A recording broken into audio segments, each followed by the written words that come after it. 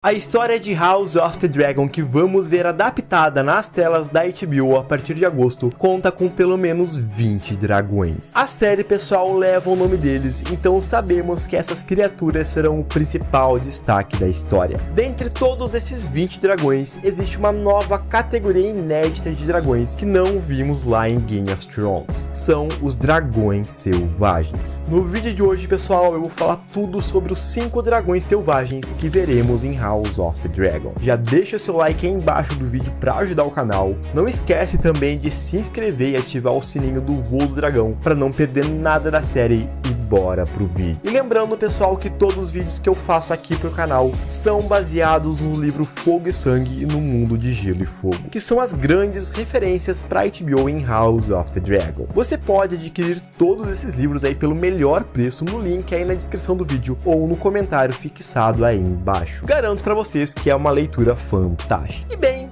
lá em Game of Thrones nós tivemos 3 dragões Targaryens, onde todos pertenciam a Daenerys. Esses dragões, pessoal, literalmente nasceram, cresceram e se desenvolveram com ela ao longo de toda a história. Não é à toa que ela ficou conhecida como a mãe dos dragões. No entanto, pessoal, 200 anos antes de GOT, que é quando a história de House of the Dragon vai se passar, a situação era bem diferente. Os dragões eram na realidade domados pelos seus montadores, e muitos deles passavam a vida ou parte dela vivendo afastado dos homens. E a partir daí nasceram os dragões selvagens. Nessa época, os dragões selvagens eram todos aqueles dragões que não possuíam montadores e viviam a sua vida livres e soltos pelas terras de Westeros. Dentro dessas categorias de dragões selvagens, existiam aí pelo menos 3 tipos de dragões, assim a gente pode dizer. Haviam os dragões que nasceram ao lado dos homens e foram domados e montados por alguém e viveram a sua vida ao lado deles, e que depois da morte dos seus montadores passaram a viver livres e sozinhos lá por Westeros. Existiram também os dragões selvagens que simplesmente nasceram isolados e em cativeiro e que por isso cresceram longe de todos os homens. Porém, em algum momento foram domados e conquistados por algum montador. E por fim, pessoal, também existiram os dragões selvagens que jamais foram montados, adestrados ou domados. Esses sim eram as criaturas mais temidas em Westeros. Eles nasceram e viveram a sua vida inteira literalmente de maneira selvagem, quase sempre aterrorizando os homens e os seus vilarejos. Vermítor e Asa Prata foram ambos dragões considerados selvagens em grande parte da história que veremos aí em House of the Dragon. Vermítor, pessoal, se vocês não sabem, foi o dragão icônico do rei Jaehaerys I Targaryen, o Velho Rei. Ele foi o antecessor do rei Viserys, que vamos ver sentando no trono aí no começo de House of the Dragon. O ovo de Vermítor foi colocado ao lado do berço de Jaehaerys ainda quando ele era um bebê. Nós vimos algo parecido com isso, inclusive aí no teaser de House of the Dragon que foi divulgado nas últimas semanas. Esse, pessoal, era um costume bem forte entre os Targaryens, para que o dragão se acostumasse com seu possível montador desde cedo. E bem, na maior parte das vezes, isso realmente dava certo. Vermítor e Jaehaerys viveram a sua vida inteira juntos, até o falecimento do Velho Rei aos 69 anos de idade. Desde então, pessoal, o Vermítor ficou desolado e começou a viver nos campos e montanhas lá de Dragonstone, virando assim um dragão selvagem.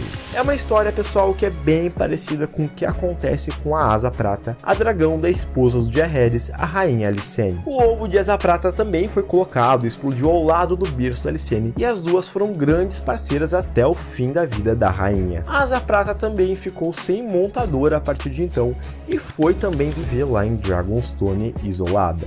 Algumas pessoas, inclusive, relatam que a Asa Prata e o Vermítor formaram um casal e colocaram vários ovos de dragão lá no período que antecedeu a dança. E lembrando para vocês que nos livros Dragonstone é muito maior que na série, pelo menos ao que foi mostrado em Game of Thrones. É uma ilha gigante, repleta de cavernas e possuem também um vulcão enorme. E é por isso, pessoal, que os dragões sentem tanta atração por viver por lá. Tanto o Vermítor quanto a Asa Prata eram consideráveis dóceis, comparado aos outros dragões, por terem mais tolerância à presença de outros homens. Todos esses dragões selvagens estavam lá em Dragonstone, no quartel-general da rainha Rhaenyra Rhaenyra Targaryen quando a dança começou.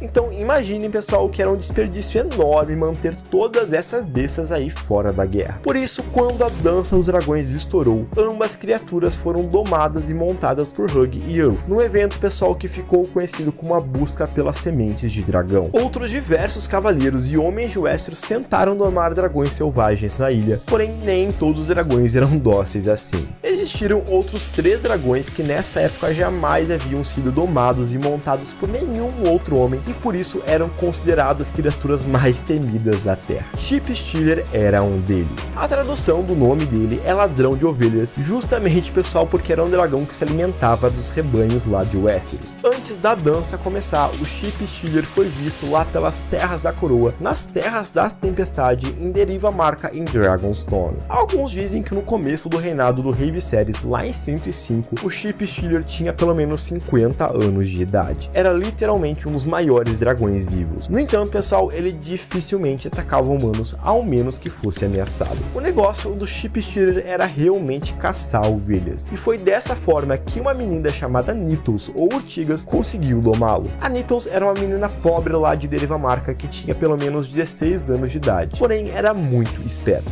Ao invés dela tentar enfrentar e domar o Chip Stealer de uma única vez, pessoal, ela trazia em todas as manhãs uma ovelha para ele comer. Dessa forma, o dragão se acostumou com a Nithos, deixando-a domar pelo resto da vida. No entanto, os outros dragões selvagens não deram tanta sorte assim aos que tentaram montá-los. Grey Ghost, ou Fantasma Cinzento, foi um dragão selvagem que também vivia lá por Dragonstone. Porém, era muito diferente dos outros dragões. Ele era famoso, pessoal, por se alimentar de peixes e de outras criaturas do mar. Ele era frequentemente visto sobrevoando em voos rasos no mar estreito enquanto ele caçava. Apesar disso, e diferente dos seus colegas aí, ele nunca foi visto atacando outros homens e vilarejos por vontade própria. Quando a busca pelas sementes dos dragões começou, alguns homens até foram atrás do Grey Ghost, porém nunca conseguiram encontrá-lo. Era realmente uma criatura muito reclusa e quase nunca foi visto por outros homens lá em Westeros. Porém, pessoal, nenhum desses dragões selvagens era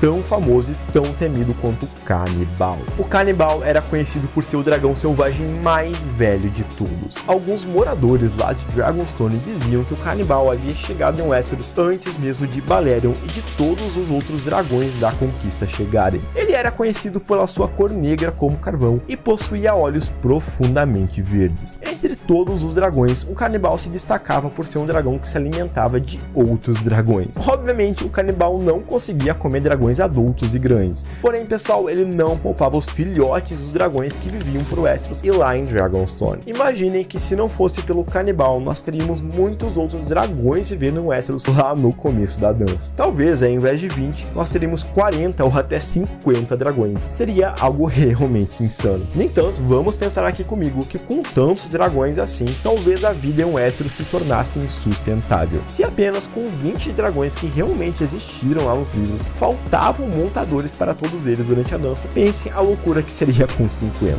E uma teoria muito grande dos fãs é que o Canibal, pessoal, na realidade não era um dragão valeriano, assim como todos os outros dragões. E sim, era um dragão de uma outra espécie que talvez venha de um outro local lá do mundo desconhecido. Isso porque não faria sentido um dragão comer outros dragões, sendo que eles são da mesma espécie. Fora, pessoal, que pense aqui comigo que com tantos Targaryens e Velaryons que tinham sangue valeriano, nenhum deles foi capaz de domá-lo, o que é algo bem estranho. Eu acredito que essa ideia de novas espécies de dragões seria algo incrível para ser explorado em mais livros ou até mesmo numa série exclusiva sobre Valíria, onde, segundo os relatos do mundo de Gelo e Fogo, existiam centenas de dragões. Essa teoria, pessoal, talvez possa também se aplicar aos outros dragões selvagens, como o Chip Stealer e o Grey Ghost, visto que cada um deles também tinha hábitos de alimentação peculiares. Bem, pessoal, por hoje era isso. Não esquece de deixar o seu like embaixo do vídeo e também de conferir o vídeo aqui no canal que eu fiz sobre todos os 20 dragões que veremos em House of the Dragon. Valeu, até a próxima, pessoal, e fui!